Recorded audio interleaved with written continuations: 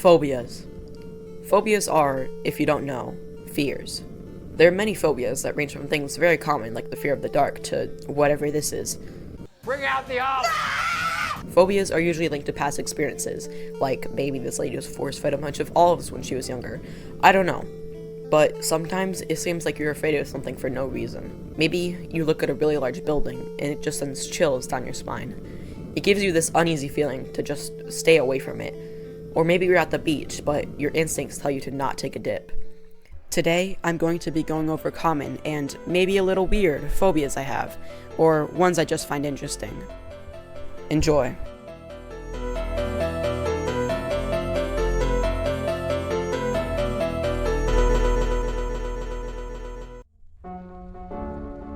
Megalophobia is the fear of large objects, or just a fear of large things in general. I personally have megalophobia, but I'm not really sure why. I can tell for myself, my megalophobia isn't that strong, but I definitely still notice it. I usually feel it when I see an object larger than I'm used to seeing it. For example, I think the first time I noticed my megalophobia was back when I was in 5th grade. I was in my school's gym, and the music teacher was showing off instruments to let us decide what we wanted to play that year. I noticed the bass on stage, and I remember feeling nervous for no particular reason. I told my friends about it, but they kinda just said, "That's strange," and went back to listening about the instruments. So I kinda just shrugged it off. I think I felt that way because I'm used to seeing that sort of instrument being small, like a violin. But seeing it way larger than I'm used to seeing it made me feel uneasy, like reality was warped. I only later learned that my uneasiness had a name. I now notice my megalophobia a lot more, now that I know what it is. But for me, I don't fall to the ground in fear every time I see something big. I do get nervous, but it's also sort of fascinating. The feeling I get is different from anything else I've ever experienced. It's like being scared of something, but also liking it at the same time. The fear of large things is very broad, as it can mean a large building, a large room, a large object, or a large body of water. Thalassophobia is the fear of deep water. Have you ever gone to a beach or a lake and been too scared to go in it? If that's happened to you, then you may have Thalassophobia. I think Thalassophobia is caused by the pure mystery and scariness water has. When looking into a deep body of water, you can't see the floor. The only light you have from the sun isn't able to reach the bottom, so there's a darkness that could hold anything, like a massive underwater creature, a giant sea plant that would grab you, or any scary thing you could imagine. Also, water itself is pretty scary.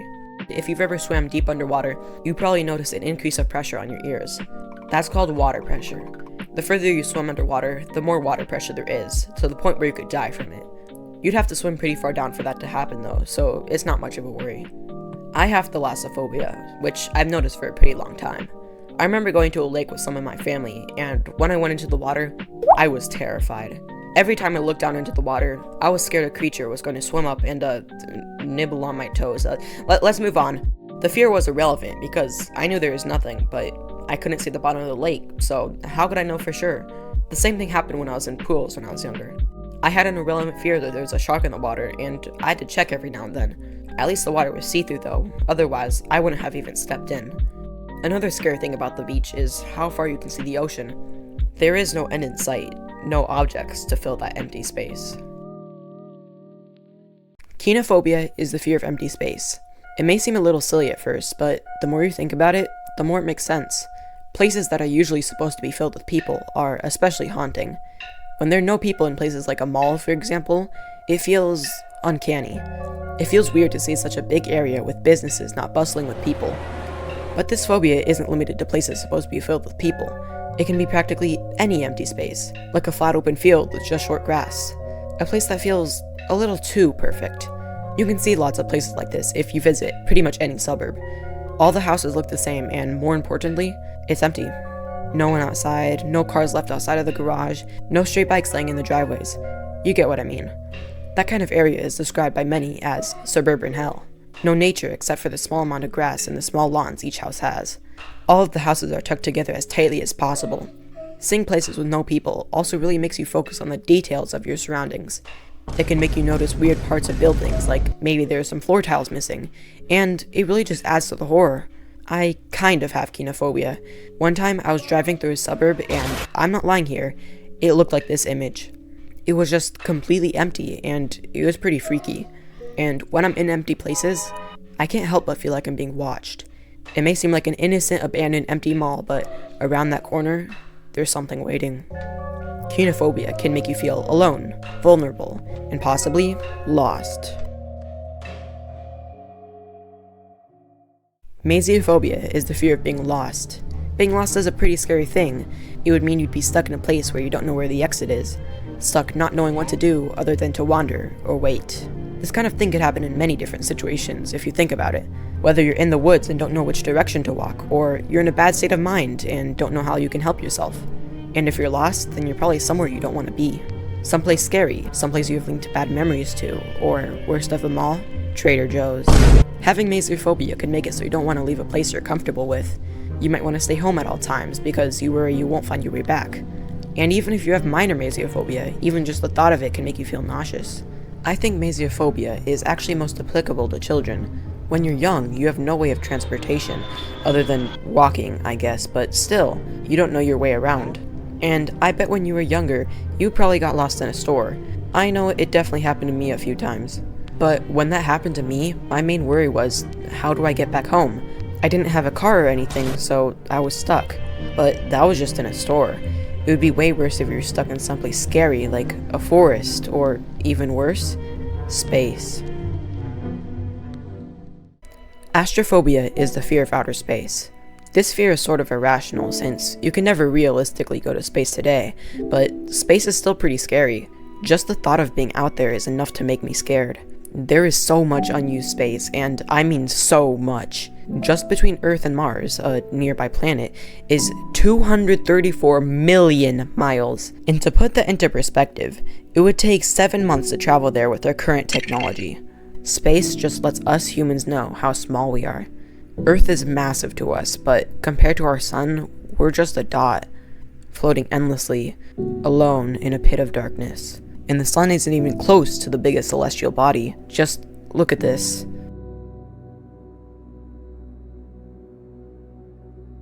That's insane.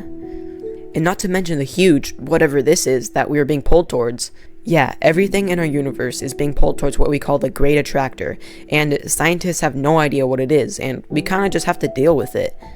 And there's some places in space that if you were to visit, you wouldn't be able to see anything from any direction you look. You'd be completely surrounded by darkness. And that's just scraping the surface of the terrifying qualities of space. As you can probably see, I have astrophobia. I recently had a dream where I was put into space, just left to float there, and let me tell you, that was probably one of the scariest dreams I've ever had.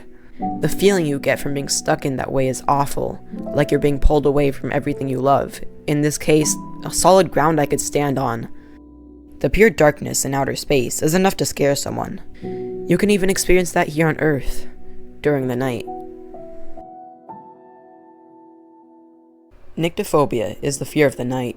This fear does make a lot of sense on first thought, since most people are scared of the dark, and nighttime is dark. However, I believe there are some more reasons behind this. Our media has taught us to be scared of nighttime, with horror movies and scary videos mostly being portrayed during the night. And most people tell us not to go outside at night in case of dangerous individuals, so all around we've been trained to be scared of the night. And during nighttime there are usually few people outside, unless you live in a compact area. And the emptiness of the area can add to the horror, similar to how liminal spaces do. Liminal spaces are areas that can strike the viewer with uneasiness, and usually look pretty familiar, like you had seen this place before. The actual definition is a threshold that is a transition between two areas, but personally, I don't think this definition fits with every liminal image. Liminal spaces are also usually portrayed without people, making you feel alone and very vulnerable. I think the factor of being alone is what makes liminal spaces scary. If I were to take two images of a city, one with people and one without, the one without people is going to feel much scarier. I feel like areas without people are scary because, like I've mentioned earlier, it's different from what I'm used to. Combining the lack of people with darkness makes one anxiety-inducing image.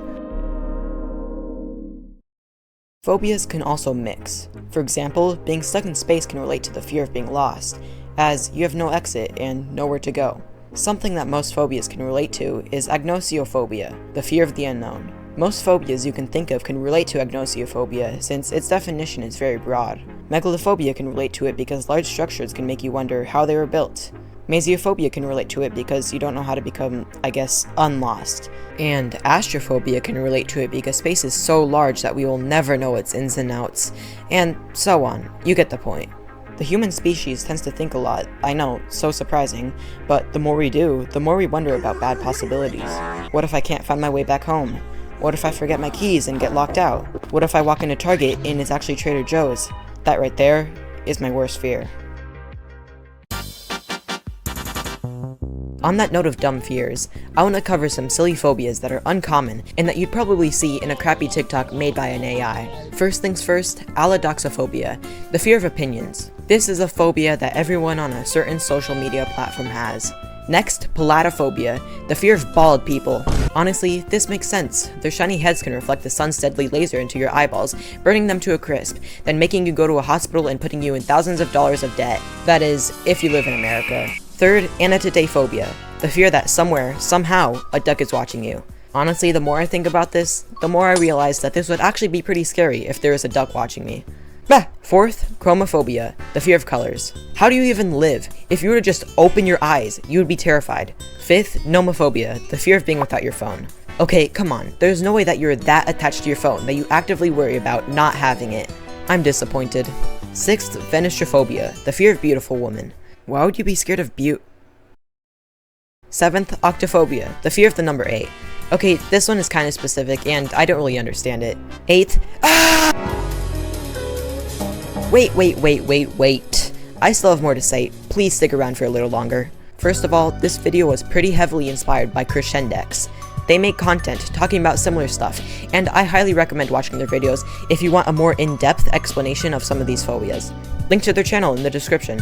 And the last thing before I go, I'm also working on a couple of other big projects aside from YouTube. For example, I'm trying to make the best list of background music ever. I already have about 300 songs on it, and I'm still adding to it every day. But there is a problem. I have all of the songs on a YouTube playlist, but they aren't organized at all. So if you want access to this list, or you want to help organize or add to it, join my new Discord server, whoa! There will also be discussions on a bunch of other stuff there, like games, YouTube, a bunch of stuff like that. So you should definitely join it. Again, link to it in the description, and thank you so much for watching.